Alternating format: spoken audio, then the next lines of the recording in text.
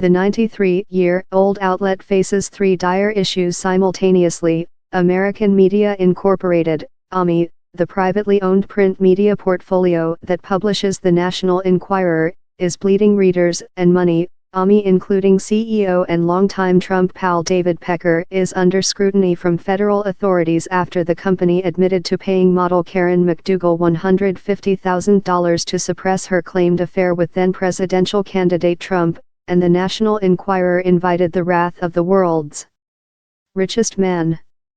All things considered, industry experts warn, inviting Bezos's wrath could become the beginning of the end for the Enquirer. The median age of the tabloid's average reader is about 51 years old. Meanwhile, the majority of Internet users in the U.S. last year were between the ages of 18 and 29.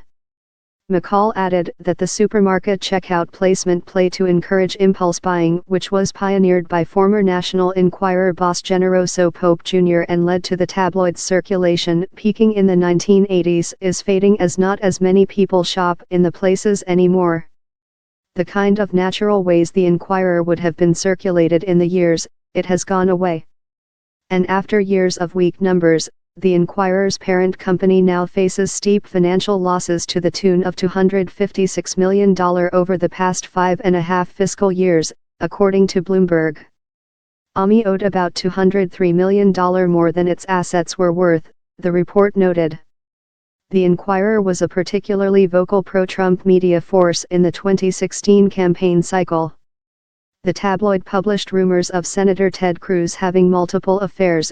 Cruz blamed Trump for the story, and coordinated the now infamous catch and kill of McDougal's story to protect Trump's electoral chances.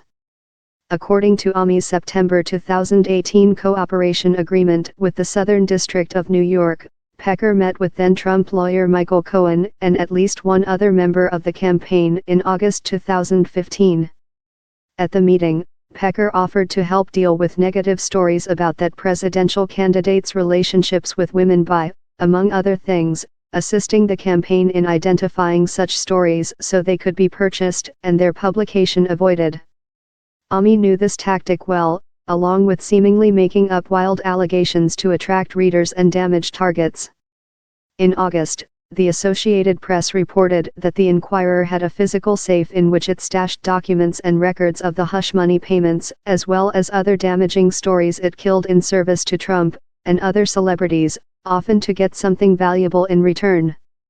As it turns out, the business model of the National Enquirer and AMI is not publishing, City University of New York journalism professor Jeff Jarvis told News Pulse Finance.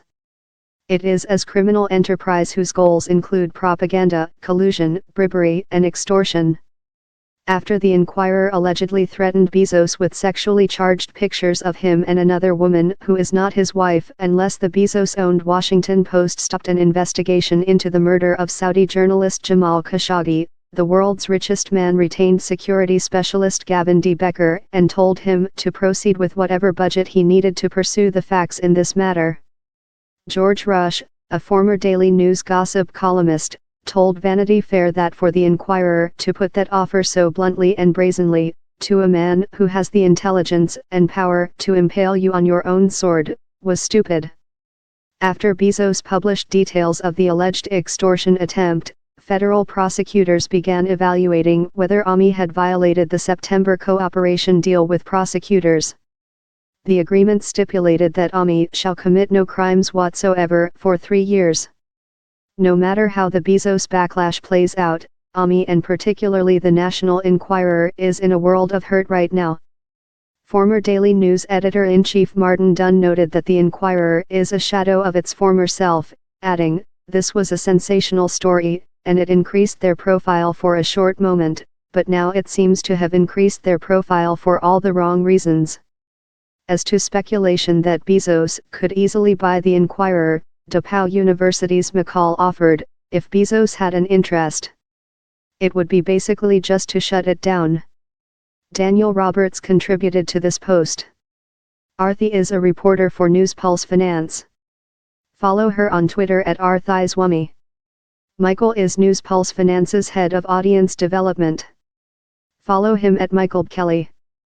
Follow News Pulse Finance on Twitter, Facebook, Instagram, Flipboard, LinkedIn, YouTube, and Reddit.